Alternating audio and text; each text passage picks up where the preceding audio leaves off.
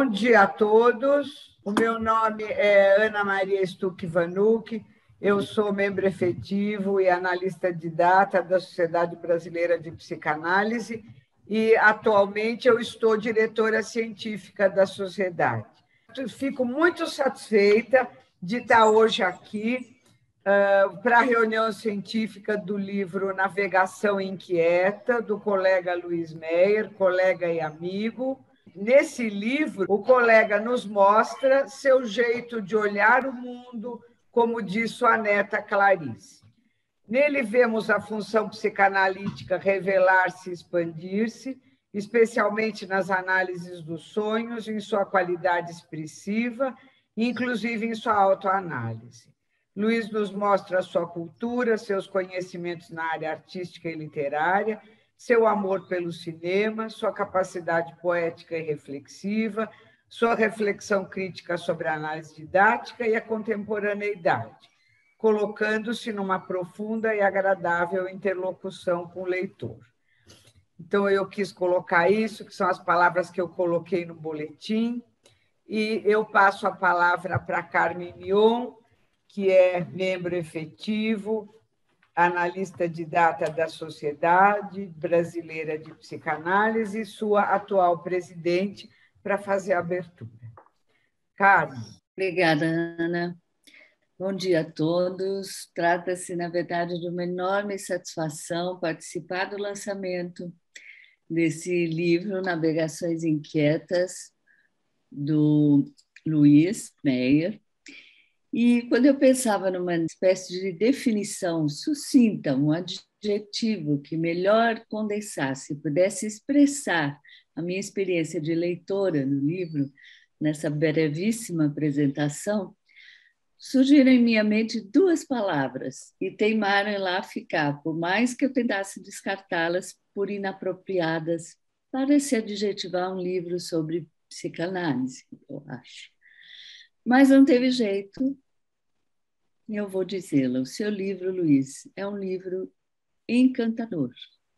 Desde o seu engendramento, a partir das relações tão amorosas que participam, estão presentes nele, o seu formato e principalmente o seu riquíssimo conteúdo.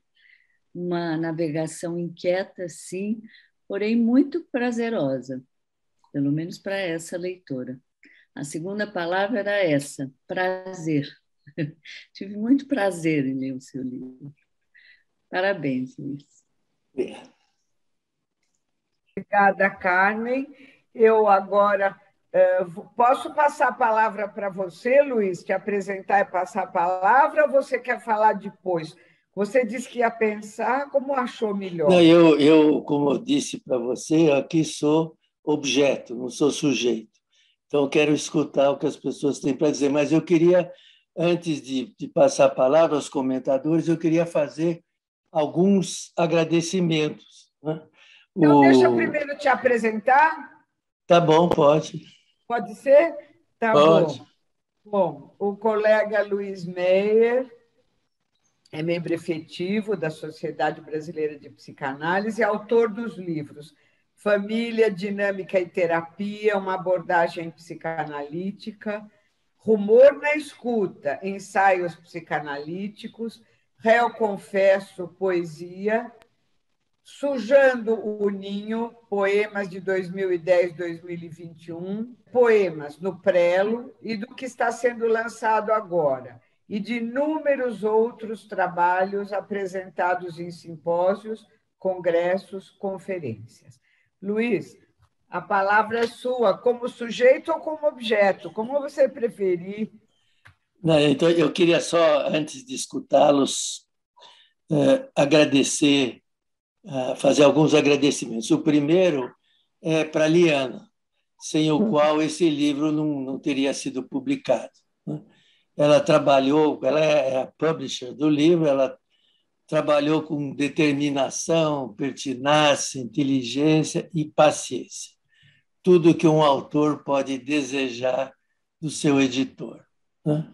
Também quero agradecer ao grupo, nós temos um grupo de 4 pessoas, a Maria Helena, a Marion, a Liana e eu, que nos reunimos durante muitos anos, às quartas-feiras. Inicialmente, nós visávamos discutir casos clínicos e, com o convívio, fomos nos tornando cada vez mais abertos para as nossas dificuldades com os pacientes, com as nossas dificuldades pessoais. Então, era um clima de grande confiança, falávamos da família, de tudo.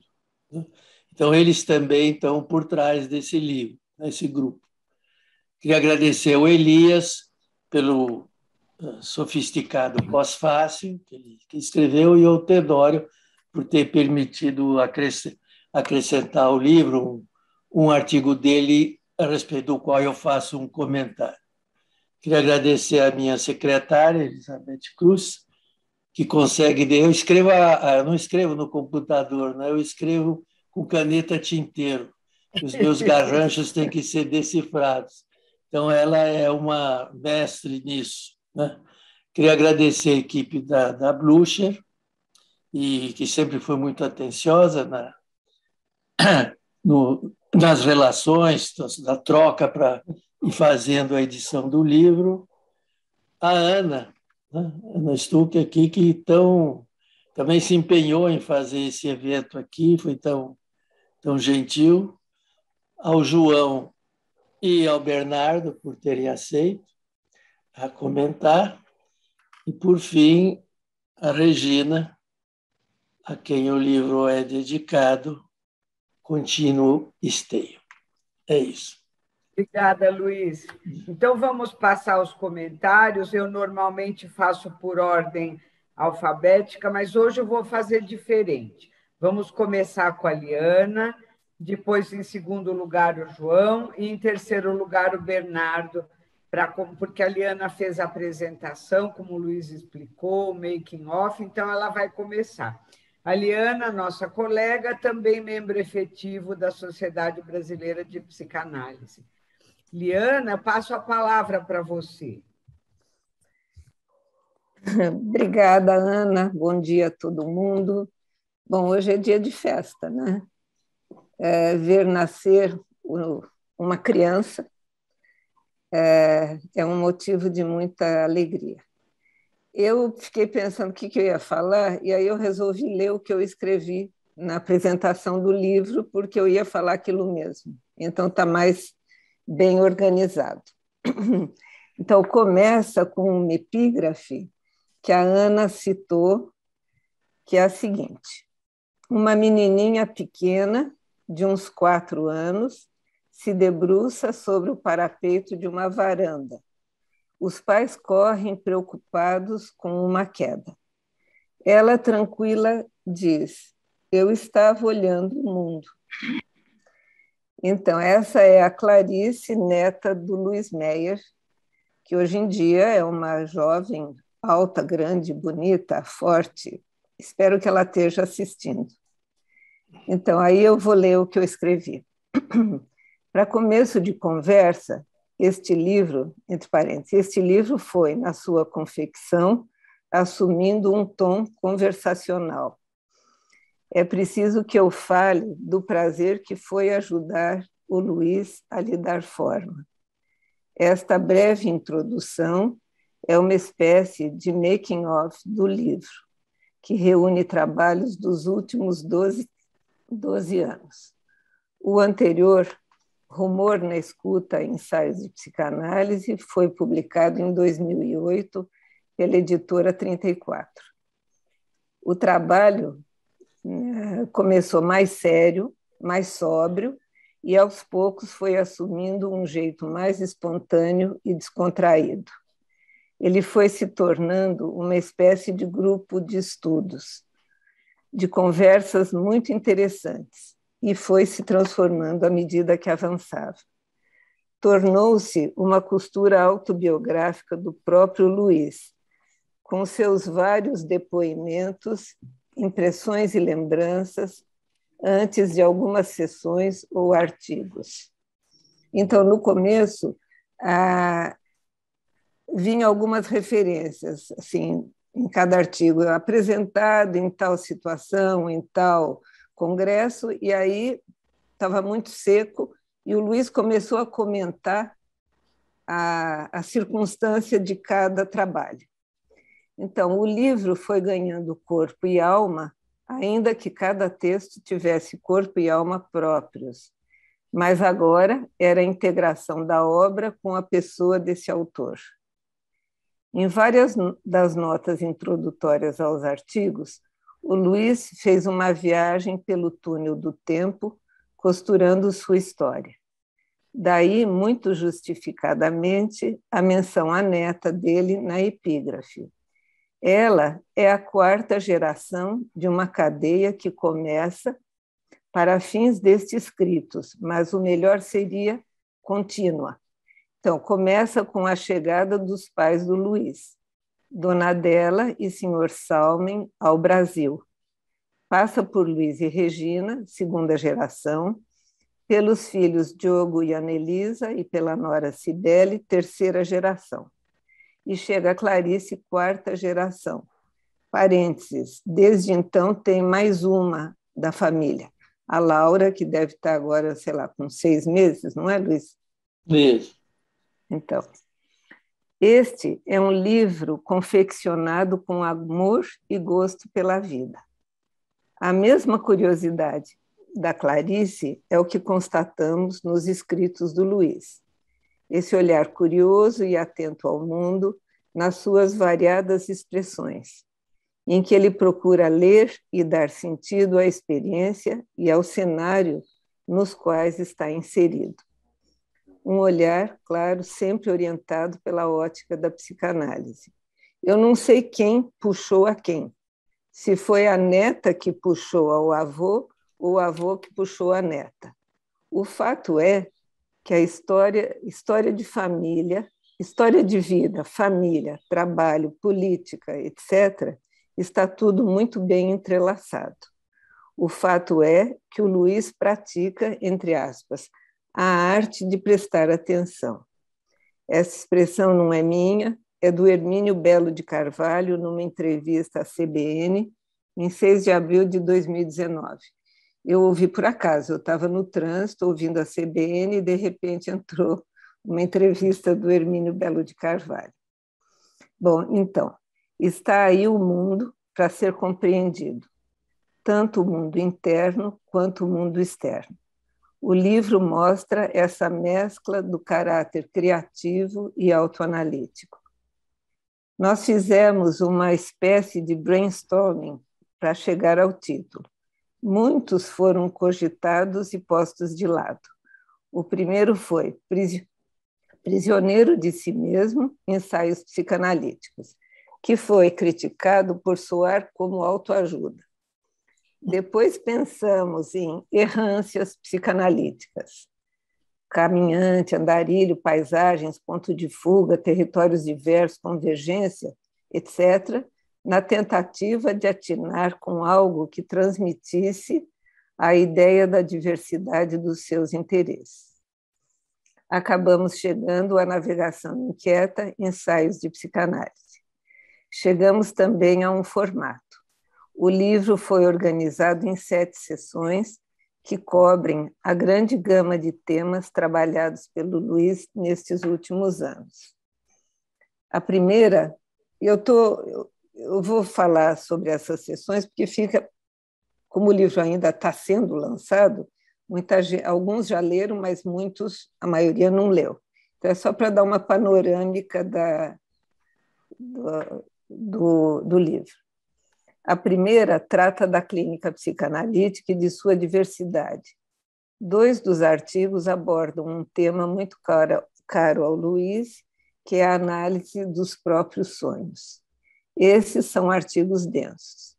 Os demais versam sobre a análise de família, de que o Luiz é especialista e pioneiro aqui no Brasil.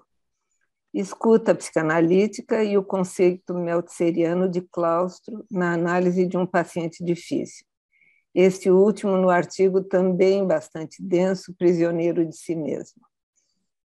A segunda parte junta 2 artigos sobre o Instituto da Análise Didática. É bem sabida, né, a posição do Luiz. A sua posição de intensa oposição a este tipo de análise de formação é bem conhecida. Já vem de longa data e de publicações anteriores.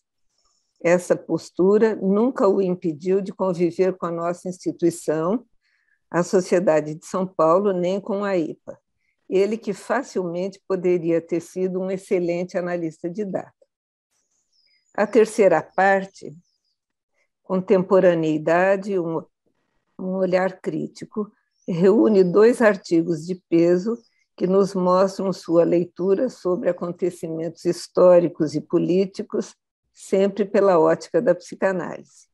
A análise totalitária, um deles, e analista desconcertado, analista desconcertante. A quarta parte, intitulada Cinema, o Feijão e o Sonho, diz respeito a uma das atividades mais apreciadas pelo Luiz, a análise de filmes. Havia muitas e tivemos de limitar a escolha a apenas 2 filmes, Endereço Desconhecido e Melancolia.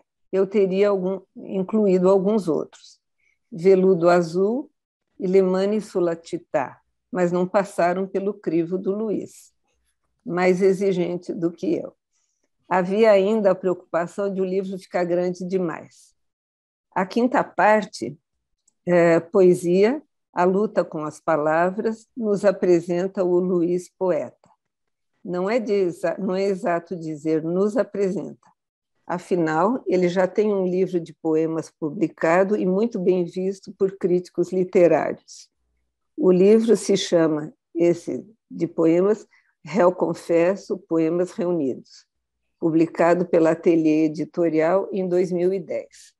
Aqui no presente livro, Luiz nos mostra o processo de criação e o vai-vem do poeta na luta pela expressão mais límpida e precisa.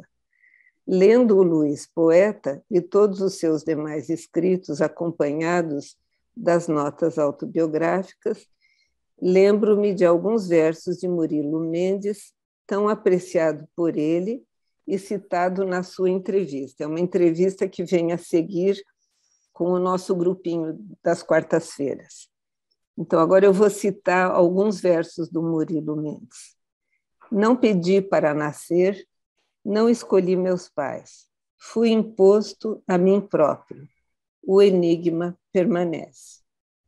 Mais uma citação. O absurdo, nosso pão cotidiano, nossa técnica atual de autoasfixia. Ou então, uma última citação, assumir a palavra refratária, nossa única herança e território. Os escritos do Luiz são isto: a respiração diante da condição humana e a psicanálise que nos instrumenta a lidar com ela. A sexta parte, literatura, a polissemia de Machado de Assis, nos brinda com uma análise elegante e refinada do conto de Machado, Verba Testamentária. A sétima parte, recreio, textos de circunstância, traz um saboroso comentário a um trabalho do nosso colega Luiz Tenório de Oliveira Lima, que está incluído aqui, e uma breve nota sobre a hipocrisia. Como se vê, ele gosta de olhar o mundo. Termino dizendo mais uma vez que foi um prazer participar desse projeto. Pronto. Obrigada, Eliana. Nós vamos dar continuidade, então, a essa reunião científica. Eu vou passar agora a palavra ao colega João Augusto Freise Pereira, que é membro efetivo e analista de data da Sociedade Brasileira de Psicanálise. Obrigada, João. Que belo comentário, profundo, brilhante, comovente. Agora nós vamos passar, então, a palavra ao Dr. Bernardo Tanes, que é psicanalista, foi presidente da Sociedade Brasileira de Psicanálise de 2017 a 2020, doutor pelo Núcleo de Psicanálise da PUC de São Paulo, membro efetivo e docente do Instituto de Psicanálise Durval Marcondes, da Sociedade de Psicanálise, editor da Revista Brasileira de Psicanálise de 2010 a 2014, diretor de Comunidade e Cultura da FEPAL, em 2008 e 2009. É autor dos livros O Infantil em Psicanálise, Circuitos da Solidão entre Clínica e Cultura, organizador junto com Magda Cury, e Psicanálise nas Tramas da Cidade, e além disso, e também com Eliana Rache, Roussillon na América Latina pela Bruxa. Vamos, então, passar a palavra ao Bernardo Tanes. Obrigado, Ana. Bom, em primeiro lugar, quero dizer que eu estou muito contente de participar desta reunião científica. Agradeço muito a Eliana e a Luiz pelo convite e da possibilidade de partilhar com amigos e colegas esse momento, que é, ao mesmo tempo, comemorativo e científico. Eu coloquei um epígrafe a meu comentário, citando uma frase que o próprio Luiz Meyer escreve no livro, no seu comentário, no texto Endereço Desconhecido, no seu comentário ao filme. Ele diz: a moral desta história é que, no nível de certa ética, que pode muito bem ser a psicanalítica, não há composição possível ou mal que coloca a mente em perigo. Eu espero que, no decorrer do meu comentário, esta frase possa ser ressignificada e possa fazer sentido para vocês. Talvez algo do que o João falou, de alguma forma, já ecoa nessa frase. E o lançamento de hoje é o lançamento de um analista e de um intelectual, pelo qual tenho grande carinho e admiração. Conheci Luiz ainda quando estudante de psicologia na USP, participando de um grupo de supervisão lá pela década de 80. Posteriormente, a convite de Marion Minervo, uma amiga em comum, frequentei seminários no seu consultório. Confesso, e os que me conhecem sabem disso, que não sou uma pessoa muito deslumbrada, pelos que chegam de Paris ou de Londres. Não são os títulos institucionais, nem as palavras de ordem, modismos ou falas pomposas, impregnadas de ideologia que me atraem. Pelo contrário, são as mostras concretas de um pensamento livre e criativo que, ancorado na experiência e reflexão, transparecem na fala e na escrita. E isso se expressa na escrita consistente de Luiz, que vai abrindo caminhos ao andar, como diz o poeta, e que se dispõe a mostrar a sua construção elaborativa e argumentativa, que se reconhece grato a seus mestres, mas que não se detém neles, como quem adere a um cânone, mas vai além, recorrendo, bebendo de múltiplas fontes, e se dispõe a bancar as consequências das suas caminhadas e descobertas, seja na clínica, nas instituições, na cultura e na política. E isto não é pouca coisa. Ética rara, que, embora ultimamente muito evocada, nem sempre é praticada. Por isso escolhi esta frase do Luiz como epígrafe, que ecoa em mim o texto do Ogden, do que eu não abriria mão. Seleciono alguns dos muitos eixos pelos quais transita e destaco o encontro do Bernardo, leitor, com o texto e contexto da escrita do Luiz. Podemos puxar diferentes fios condutores: os sonhos, a poesia, o cinema, a clínica, seu diálogo com Klein, com Melanie Klein e com Meltzer. Escolho, para dar início, um texto do Luiz sobre a mente totalitária, que faz parte do terceiro capítulo, Contemporaneidade, um olhar crítico. E escolho esse texto porque condensa ideias e convicções do autor que se revelam presentes nos seus trabalhos de teor psicanalítico tout court também. E tem uma particular ressonância com o momento que nos toca viver no Brasil. Meyer cita Bobbio quando diz que o traço distintivo do totalitarismo é seu empenho em explicar de modo absoluto e complexo o curso da história.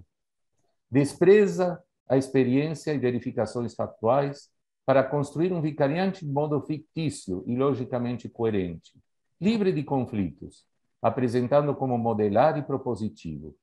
Destina-se a gerar uma convicção inabalável nas suas mensagens, que se instala como crença. O terror, em suas diferentes formas, está a serviço de sustentar a vigência dessa crença e manutenção do poder. Distingue Luiz em relação ao totalitarismo: o mentor, o aderente e a vítima. O self totalitário, nos diz Luiz, se identifica com o objeto construído por mecanismos de negação psíquica, cisões, identificação projetiva, resultando um objeto autoexplicativo, aconflitivo, sem brechas ou nuances, contínuo e autoafirmativo. Vale dizer, revela sua essência narcísica. Ele não visa a regulação da liberdade, mas a sua eliminação. Este self, para sua perpetuação, visa que sua visão de mundo seja institucionalizada e naturalizada. Este self se propõe a impedir a autodeterminação do sujeito e, paradoxalmente, não se sustentaria sem seus aderentes, que a ele se submetem. Em troca de que objetos ilusórios ou concretos, estes aderentes se submetem? Gostaria que o Luiz pudesse comentar alguma coisa, se quiser, depois. As angústias depressivas não fazem parte desses sujeitos, pois são conflitivos por definição. Sua crença é a verdade. Trata-se de uma massa amorfa a serviço dos ditames do mentor, a uma alienação através do mimetismo. E a vítima? Há uma naturalização da objetivação. A vítima vive como se fosse um zumbi, uma não-identidade. Até Luiz cita o Marcelo Vinhar quando diz: até a própria representação do terror é impedida. Consequências no nível macro uniformiza comportamentos. No nível micro, esvazia os sujeitos das suas singularidades. De aí o comportamento de massa que segue a lógica do mentor sustentada pela mentira. Se escolhi este texto do Luiz para dar um certo destaque, e ainda mais como interpretante do livro, é porque ele me sugere um elemento crítico invariante, presente nos diferentes temas de Luiz, que Luiz aborda na sua escrita. Sem ter conversado com o João previamente, me parece que há uma ressonância no meu eixo com a ideia de pensamento cruel, que o João nos apresentou. Tanto sua perspectiva do sonho, seus trabalhos clínicos e sua frequente referência a Meltzer, destacando a psicanálise como uma maneira de educar-se a pensar por si mesmo, distante do self vicariante, travestido de características e funções adultas. Isso se faz presente nos comentários sobre cinema, literatura e poesia. Também seu contundente questionamento da análise didática não deixa de revelar a fase de coerência crítica, que denuncia qualquer forma de adesão a uma burocracia que pode mascarar uma mente totalitária. Aqui, me permito aproximar a perspectiva de Luiz a do Christopher Bolas, no seu trabalho O Estado Mental Fascista, no livro Sendo um Personagem. O estado mental fascista, diz Bolas, seja no indivíduo, seja no grupo, é uma ideologia que mantém sua certeza engendrada pela operação de determinados mecanismos mentais, destinados a eliminar toda oposição. Também, nos vínculos, favorecem a descontextualização, o denegrimento, a caricatura, a rotulação e, principalmente, a omissão, como genocídio intelectual. Isso me faz pensar como nós, muitas vezes, analistas, o que escolhemos e o que não escolhemos para citar. Essa omissão, que sentido poderia ter nas nossas vidas familiares, pessoais, coletivas? A matriz kleiniana meltzeriana constitui sua principal referência psicanalítica, para além do Freud, é claro. No entanto, me parece, e eu usufruí muito disso, o uso pessoal e criativo que faz da teoria, sem transformar a teoria em ideologia, pode inspirar muitos analistas de diferentes referenciais teóricos. munido de um equipamento psicanalítico introjetado, se adentra em diferentes territórios e cenários, nos quais as teorias vêm coroar e nunca antecipar um movimento de liberdade investigativa. Diferente do que muitas vezes assistimos, quando a teoria ou a adesão à mesma se torna um imperativo ideológico, uma Weltanschauung, tão denunciada por Freud, para ter direito à palavra em certos grupos ou espaços, assim como o shibboleth denunciado por Freud, um código que reconhecia quem pertence ao grupo ou não. Luiz faz questão de escrever em primeira pessoa. Este é um ponto que a Liana destacou muito e está totalmente presente ao longo de todo o livro. E aqui não me refiro à questão pronominal, mas sim aos dados autobiográficos, descendente de família de imigrantes judeus que viveram as perseguições na Europa nazista e do antissemitismo russo. Reconhece a marca como engrama de origem, a não submissão e a denúncia de todo autoritarismo. Seja na macropolítica, seja nas políticas das nossas instituições psicanalíticas, seja nas políticas dos vínculos familiares que ele tanto estudou e nas dinâmicas de claustro no mundo interno. Ainda mais, nessa perspectiva auto, seguindo a trilha inaugurada por Freud, nos presenteia generosamente com análise de próprios sonhos, revelando além de sua transparência também a importância da autoanálise como destino de toda a análise. Num dos principais textos do livro, dedicado ao sonho, agora vou falar um pouquinho mais desse texto, apresenta uma formulação pregnante.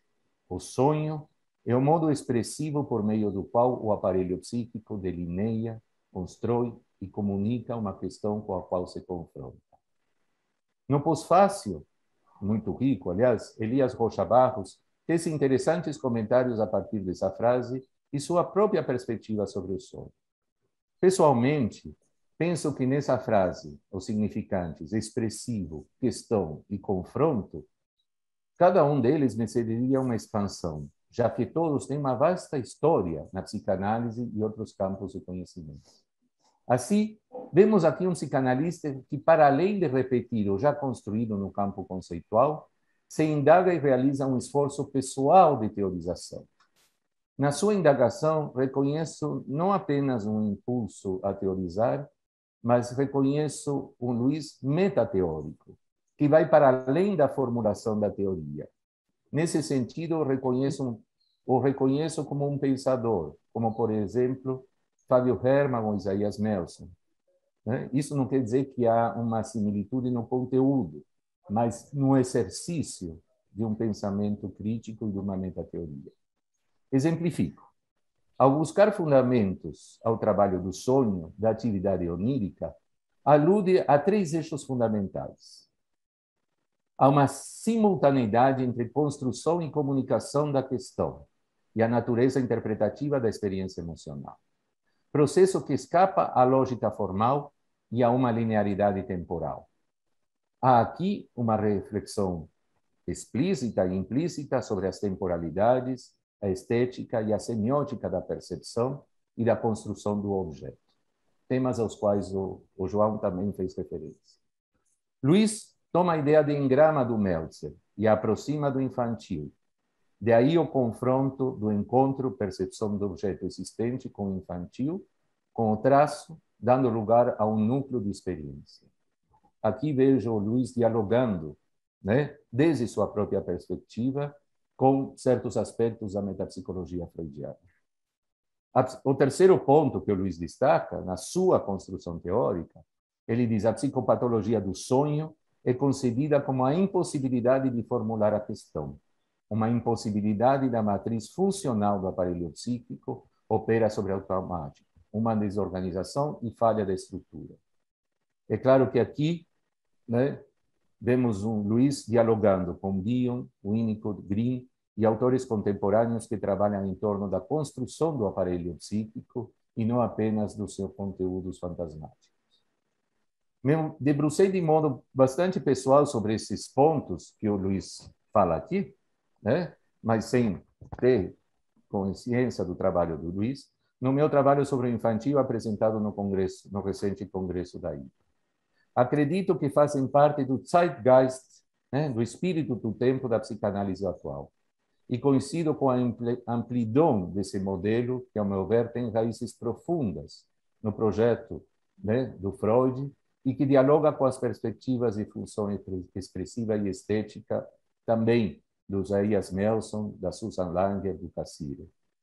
A ideia forte, né, que o Zacharias Melson traz, e que, a meu ver, conversa com o Luiz Meyer, quando diz a percepção primitiva é uma síntese perceptiva primordial, na qual o impulso interior se articula por meio da percepção de algo externo. Nesse sentido, né, penso que há uma aproximação muito forte, né, à ideia de uma dimensão expressiva que constrói, né, o objeto. E aqui também acho que tem uma marcação de aquilo que o João nos aponta, né, que é contrária à dissociação entre sujeito e objeto. Né?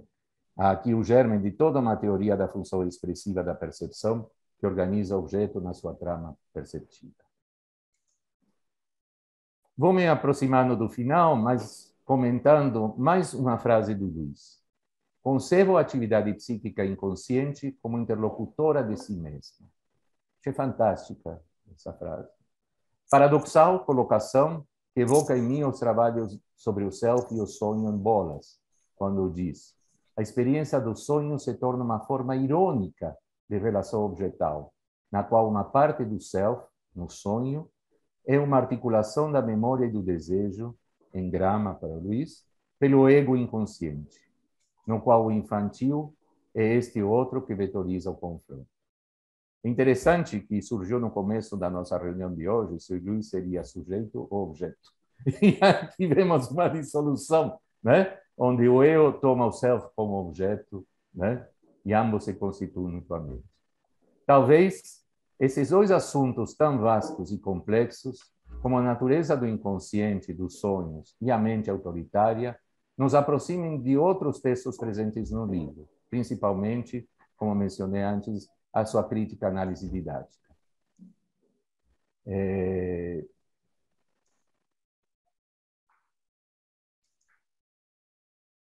Na qual ele enxerga, né, o Luiz dedicou a esse tema vários trabalhos e não mediu esforços para mostrar que há ali algo de anti-analítico nessas análises, que seguem alinhamentos burocráticos e institucionais.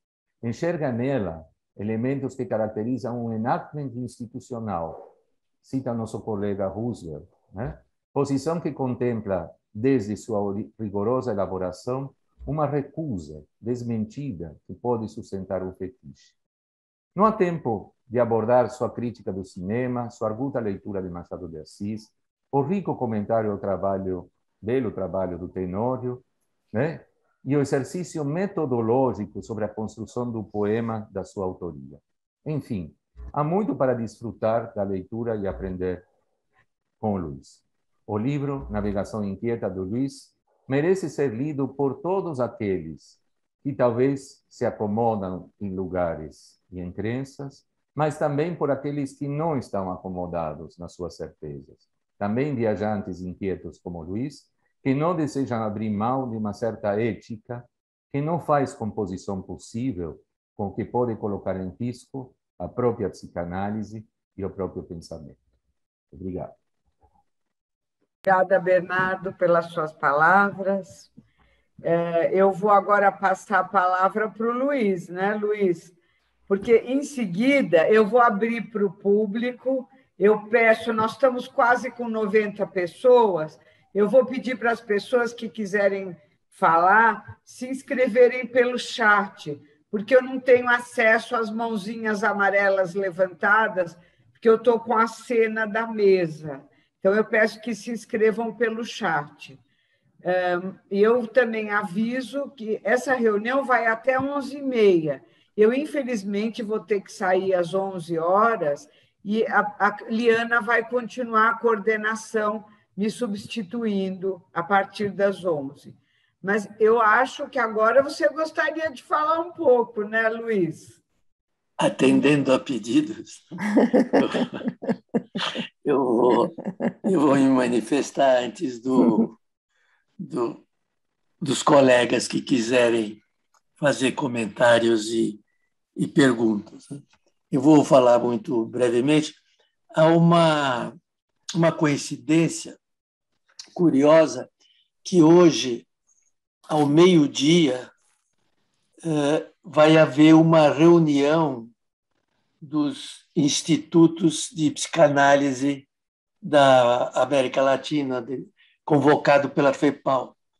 E, embora não tenha nenhuma participação institucional, eu fui convidado para falar nessa reunião justamente sobre análise didática, né, que foi aqui evocado, né, e que é que ocupa um lugar importante no livro. Né? E eu penso que a ideia do pensamento cruel está ligada a essa minha atitude em relação à análise didática, porque, como definiu o João, o pensamento cruel é aquele que desaloja, né? Que tira do conforto, que mostra a contraface, né? Ou, como diria o Fábio Herman, que destrói a autorrepresentação estável, né? E obriga o sujeito a se rever e a se reconstruir, que é um pouco o trabalho que a gente faz. Né? Então, o que eu faço só para pegar esse tema, né? É que, na verdade, eu proponho que a análise de formação não é uma análise de formação, é um turismo pela psicanálise, que é diferente da viagem pela psicanálise, como o João falou, né? E que, portanto, uma análise, para ser de formação, tem que ser uma análise de formação, para tirar a pessoa da situação estável em que ela se encontra. Isso é, que ela também faça uma navegação inquieta. Um outro aspecto ressaltado pela Liana, eu acho que aqueles que já leram o livro devem ter notado, é o aspecto autobiográfico. Eu tenho uma proposta, uma sugestão, um pensamento de que aquilo que tem um certo valor na psicanálise, sem desdenhar do resto, é autobiográfico. Né? Os sonhos do Freud são autobiográficos, mesmo que haja alguma parte que não possa ter sido revelada. Quer dizer, a psicanálise, ao escrevermos artigos teóricos ou escrevermos sobre pacientes, nós estamos falando de nós mesmos de alguma maneira e de questões que nós vivemos. E não há um distanciamento frio, não há uma objetivação, nós não tratamos o paciente como um inseto, como um entomologista faz, né? Dissecando as suas partes, ou a relação entre as partes. Né? Nós estamos engajados nesse trabalho e engajados como pessoas, com a nossa vida, com a nossa visão de mundo. E que, então, ao longo do livro, isso se faz bastante presente, tanto a respeito da minha concepção da psicanálise, como de fatos vividos. Né? Eu falo muito da minha família, da minha formação, da minha juventude, numa São Paulo que ainda era um pouco provinciana, das minhas hesitações sobre que caminho escolher. Né? Eu, no livro, é bastante claro que eu pensei muito tempo em fazer cinema, e até foi bom não ter feito, porque eu não teria talento, mas eu era muito apaixonado, fiz muitos cursos. Então, isso tudo se infiltra na minha atividade profissional. Eu fui procurando usar no trabalho psicanalítico, no trabalho com pacientes, né, todos os insumos que foram se acumulando, inclusive os aportes biográficos, como digo, as vivências com a minha família. E, por exemplo, o trabalho sobre a mente totalitária, ele foi escrito por estímulo da Elizabeth Rocha Barros, que fez uma mesa sobre o totalitarismo no Congresso de Praga e sugeriu o meu nome aos expositores. Mas aquilo me tocou muito, porque desde a minha infância eu escutava falar de uma grande tragédia na Tchecoslováquia, que foi a destruição da cidade de Lidice. O interventor alemão na Tchecoslováquia, que foi o sujeito que bolou a solução final, chamava Heydrich. E esse sujeito foi vítima de um atentado e morreu, um atentado pela resistência tcheca. E como represália, a SS foi até essa cidade, é uma cidadezinha pequena que fica perto de Praga, cercou a cidade e matou todo mundo, e destruiu a cidade indiscriminadamente. Então, aquilo, eu devia ter, sei, 10 anos, 12 anos, quando soube daquilo, aquilo me marcou muito. Então, quando eu fui para Praga, quando fui convidado para ir para Praga, aquilo estava presente. Então, embora o artigo seja inteiramente conceitual, a motivação desse episódio da minha infância, ligado também à história da minha família, que em parte foi morta no Holocausto, tudo isso está misturado, e meu trabalho, eu acho que está impregnado dessas lembranças, dessas experiências, e também isso influencia o meu modo de fazer análise. Vou dar embora eu tenha sido influenciado por todos os meus analistas, né? Eu, antes de passar a palavra para os outros, e vamos ver se há mais alguma coisa a falar, eu gostaria de relembrar o fim do artigo evocado sobre o endereço desconhecido. Então, o endereço desconhecido é bem um exemplo do espírito do livro. Eu, quando era estudante de medicina, vi esse filme, que é um filme que eu nem sei se foi exibido no Brasil, mas eu vi lá daquelas máquinas 16 milímetros de um curso de cinema que visava ilustrar certos aspectos da montagem, da fotografia e tal. E aí a sociedade, o número do ID era dedicado a cartas. Então, de repente, saiu lá lá da minha juventude a lembrança desse filme, que é não vou detalhar aqui, mas basicamente é um filme em que um sujeito, depois de um determinado momento, o sujeito começa a enviar cartas para um nazista de modo... Ele tinha razões para isso, esse nazista tinha feito mal à família dele, e ele dos Estados Unidos começa a enviar cartas que a Gestapo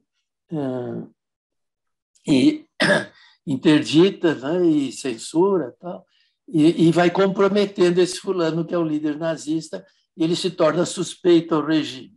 Então, o sujeito que manda essas cartas faz isso, espero que esteja fazendo sentido, faz isso porque ele quer se vingar desse nazista que foi a causa da morte de alguém que ele gostava muito, né? E E como foi lembrado aqui, esse sujeito não hesitou em mandar as cartas para esse fulano, que era pai dele, e que era nazista. Ele, como foi lembrado aqui, ele não podia escolher entre o bem e o mal. Aquilo era uma escolha que ele não podia tergiversar. Então, esse artigo ele termina com um sonho meu a respeito dessa questão da decisão difícil. Nesse sonho, eu sou numa análise com Meltzer. Nesse sonho, eu estou numa cadeira de dentista, e era um momento difícil no Brasil, não preciso relembrar todos. Eu estou numa cadeira de dentista e os dois dentistas estão, de certa maneira, me torturando. E aí eu tiro um revólver da minha cintura e ergo a mão, mas daí eu saio da cadeira de dentista e vou adiante e largo a cena. E aí o Meltzer falou: você foi covarde. Foi essa a interpretação dele, que eu achei extraordinária, porque pega o espírito do contrário do que depois eu vou escrever lá sobre esse filme Endereço Desconhecido. Bom, eu peguei esse pequeno exemplo para dizer como estão intrincadas a minha maneira de escrever, a minha maneira de pensar, a história da minha vida, os aportes culturais e as análises que eu tive. Bom, estou aberto, se alguém quiser. Obrigada, Luiz. Comovente suas lembranças aí. Olha, eu tenho aqui o Tenório pedindo a palavra. Anderson, você pode iluminar o Tenório, por favor? E a Lila, que pede em seguida ao João para fazer o paralelo que ele comentou entre o trabalho psicanalítico e a arte. Em seguida, eu já passo a palavra para a Liana coordenar, para não interromper ninguém, porque eu tenho só mais 8 minutos. E você, então, coordena, por favor, Liana. Obrigada. Tenório, a palavra é sua. Eu quero ser breve. Eu iniciei falando que eu fiquei comovido com, né, as diferentes intervenções, mas principalmente com o clima estimulado, não é, pelo trabalho, pela escrita do Luiz, né, nesse livro. Eu apenas vou desenvolver uma coisa muito rápida. Eu penso que, na navegação inquieta, que antes iria se chamar prisioneiro de si mesmo, né, que é um dos artigos, né, do texto, eu penso que essa coletânea de textos do Luiz, ela aponta, né, para, como foi dito, um pensamento, um pensador da psicanálise, mas também se refere ao poeta, não é? Poética bastante consistente no livro dele, Réu Confesso. Então, eu fiz uma fusão de 3 elementos que eu penso que condensam os escritos de um lado e o livro de poemas do Luiz por outro. E eu vou falar de 3 coisas: o nascimento, o sonho e a morte. O nascimento se refere a um poema chamado A Luz da Vela, que eu vou pedir permissão para ler para vocês. É um poema curto. Que mistério envolve o seio? A primeira alquimia perdura como única? Qual coisa se transcende quando à boca o mamilo se oferece? O que molda o contato de uma pele com a outra? Porque é côncavo o aconchego. E o ingerido, por que se desgasta em transparência, embora não se apague ou arrefeça? O tênue laço, se tão frágil, por que nunca se desata? De onde vem o dente, a unha, o fascínio de vê-los engajados no reverso da medalha? Este poema se refere, evidentemente, ao nascimento. Por outro lado, o sonho é um dos ensaios mais densos, justamente o Luiz se referiu a ele, que está no livro. Mas esse sonho, ele se refere a uma síntese também, o artigo sobre o sonho, o ensaio sobre o sonho, que condensa justamente o que eu vou chamar de eu psicanalítico. Eu psicanalítico como alguma coisa que, equivalentemente ao eu lírico, da teoria literária, etc., diz respeito a formas de produção e de pensamento do psicanalista. E que, de certo modo, esse trabalho do Luiz mostra. Curiosamente, na interpretação dos sonhos, no primeiro capítulo de Freud, tem uma alusão ao eu onírico. Isso está na edição da Companhia das Letras, está na página 115, em que Freud comenta um autor chamado Scherner e Volkait, são dois autores, em que, justamente em meados do século XIX, cunham essa expressão, o eu onírico. Isto é, aquela parte da pessoa que engendra sonhos, e apesar dela, da pessoa, digamos assim. Então, eu diria que há certos aspectos no trabalho do Luiz que, embora separados, se conjugam, não é? E eu escolhi justamente esses três temas, nascimento, sonho e morte, para poder mostrar justamente como isso se interage para o leitor e se dedicar às duas obras, A Navegação Inquieta e O Réu Confesso. Por outro lado, em relação aos sonhos, isso aparece de uma forma extraordinária no poema, que é um pouco mais longo, eu não vou ler, mas eu recomendo aos colegas, é o Traumdeutung, capítulo 7, não é? Em tema eu lírico, eu onírico e eu psicanalítico, não é? Como essa instância. Não é?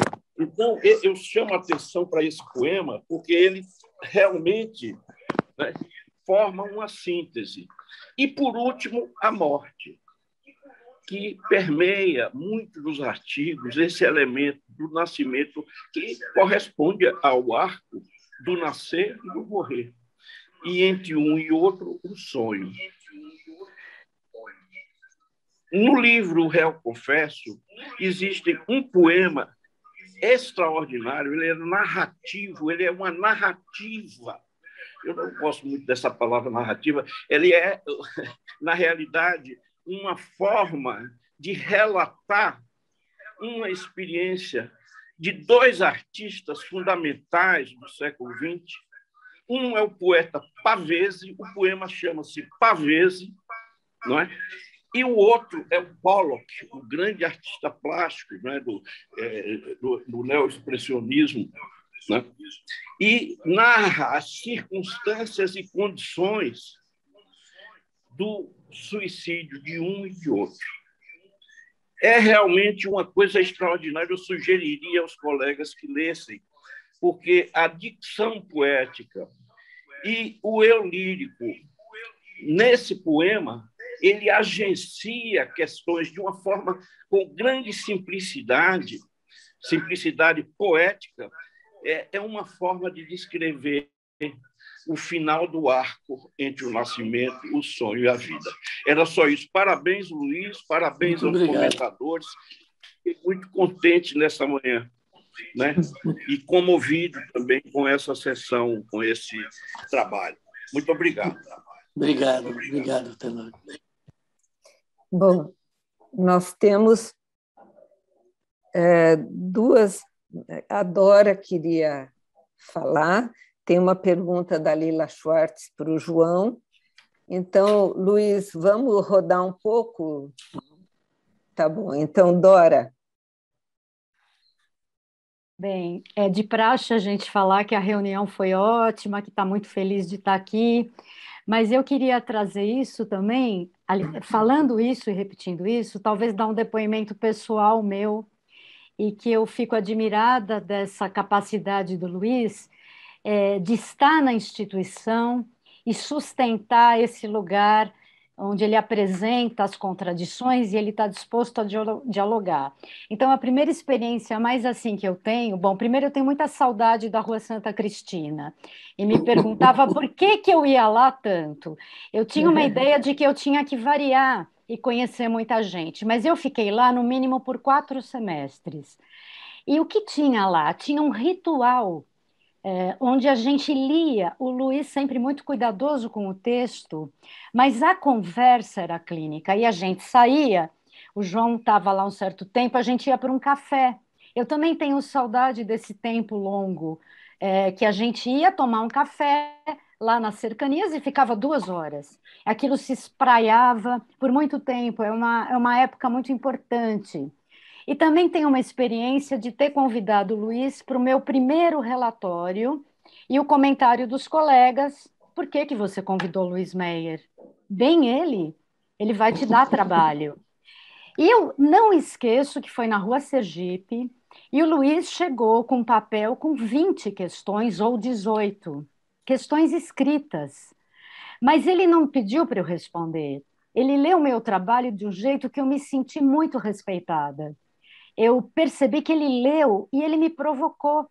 E eu guardei aquele papel e também não tinha como responder para ele. E essa crueldade que o João menciona, que eu acho interessante tratar assim, eu acho que eu gosto dela, porque ela está sempre me inquietando e eu gosto do lugar que o Luiz ocupa.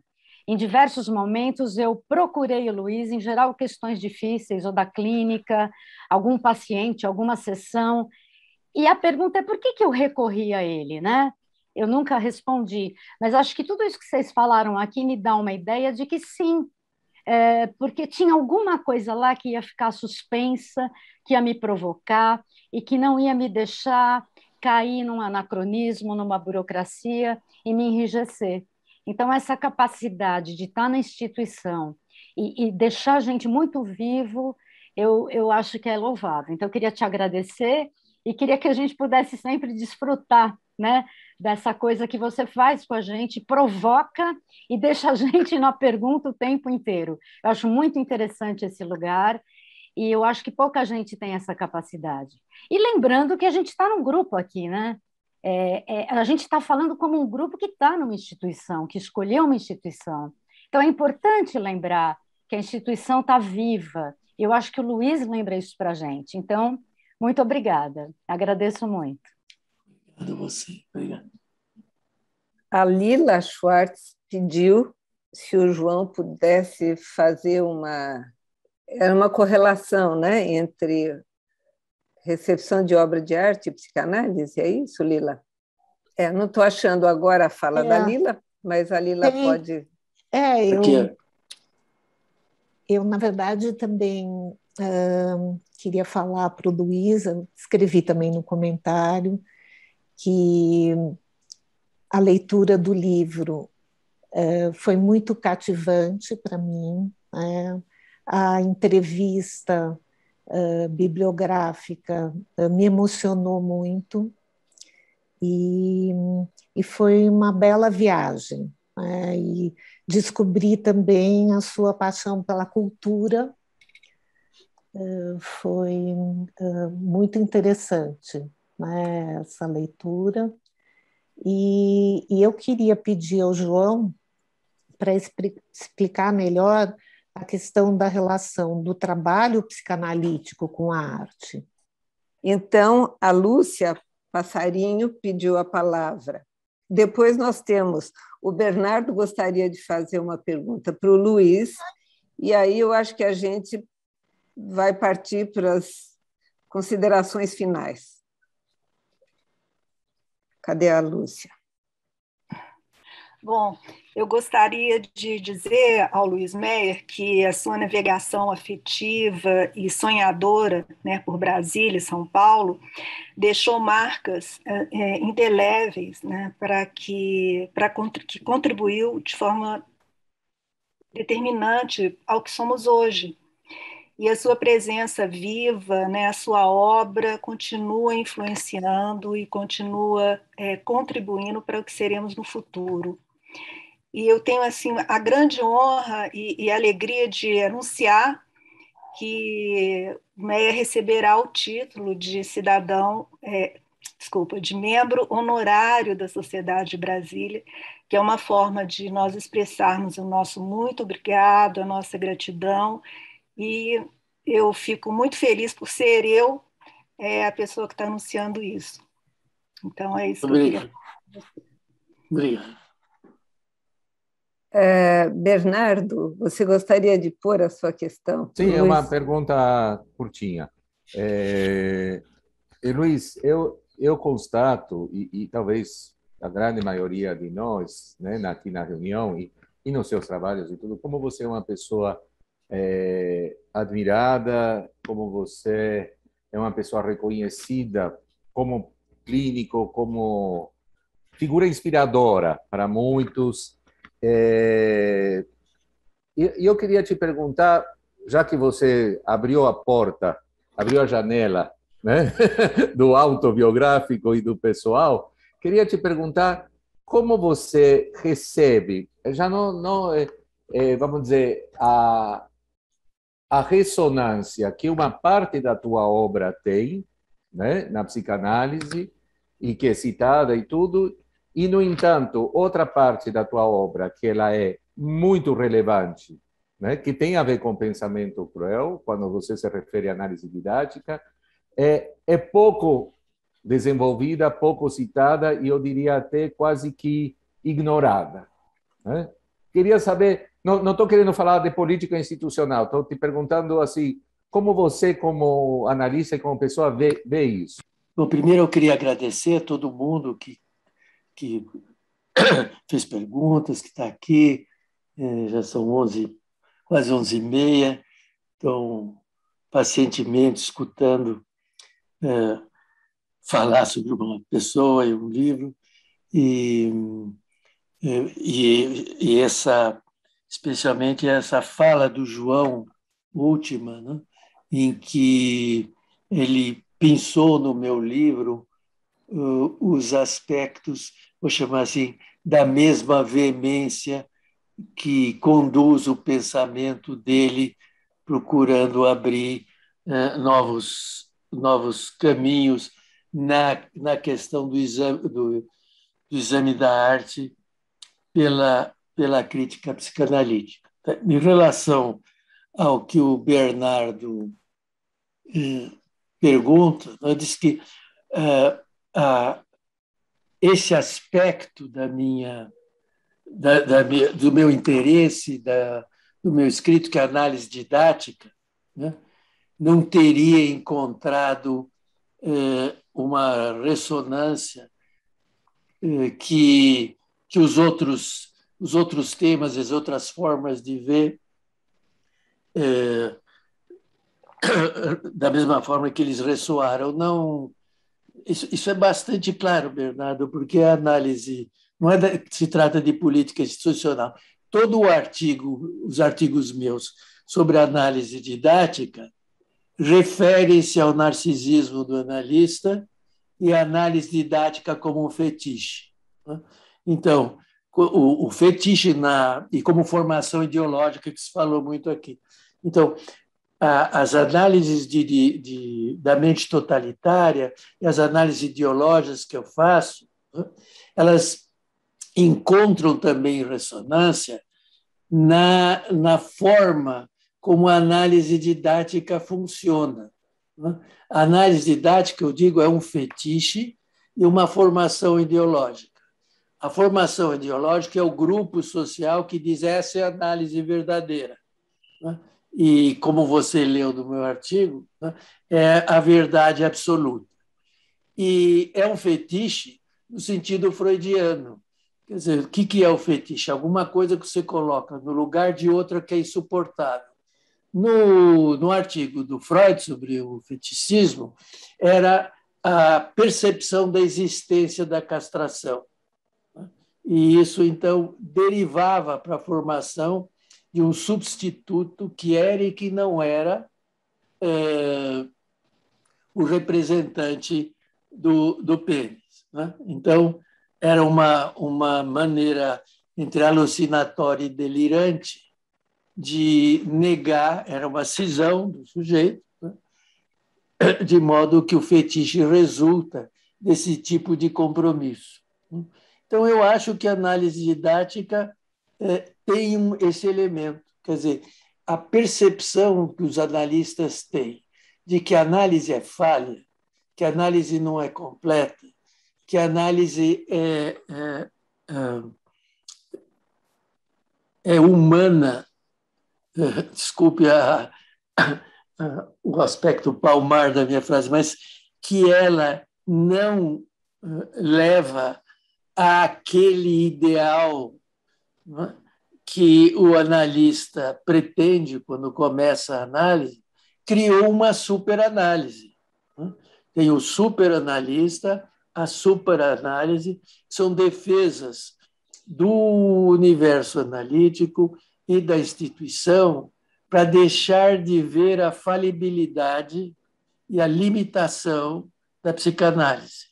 Então, é por isso que existe uma análise para os analistas que realimentam ela constantemente de modo a formar uma elite. Você vai nos congressos e você não encontra casos clínicos de colegas. Você só tem casos clínicos de pacientes civis, os teus pacientes do dia a dia, porque esses são ilustrativos, análise. Não é por uma questão de discreção que você não leva os teus problemas que você tem enquanto analista de data com o analista candidato. Não, você não leva porque é preciso mostrar a infalibilidade, o modo de operar da análise, que é a análise habitual. A análise didática tem que ser uma análise perfeita. Desculpe, não sei se respondeu, Bernardo. Não, nós estamos em cima da hora e eu sei que a Leia e o Guilherme Nobiliani também querem falar. Muito rapidinho. Eu só queria adicionar à pergunta de Bernardo conhecimento de que Luiz Meyer honra a psicoanálise brasileiro nessa postura em relação ao didático e que a escola argentina, em 1971, em uma complexa situação que não tem espaço para discutir aqui, perdeu o 10% dos membros, entre os quais nós nos encontrávamos, e uma das posições mais importantes nessa história da psicoanálise argentina foi a oposição ao didático. Então, Luiz Meyer é uma figura extremamente destacada para o psicoanálise latino-americano nesse sentido. Parabéns, Luiz. Muito obrigado. Eu não sei se o Luiz quer falar mais um pouco Eu só queria falar uma coisa. Eu quero saber como é que eu vou fazer para lidar com o meu narcisismo depois dessa reunião. Bom, eu acho que o livro é um cardápio tão variado que dá para pegar o assunto que for escolhido, vai render muito boa conversa. Então, se vocês estiverem de acordo, eu vou encerrar a reunião. Ótimo. Que acho que foi um momento de alegria, rico, de convívio inteligente entre nós na sociedade. Só temos a celebrar. Obrigada, muito obrigado então. a todos. Obrigado, Obrigado, João. Luiz, Obrigado. Bernardo, João. Obrigado.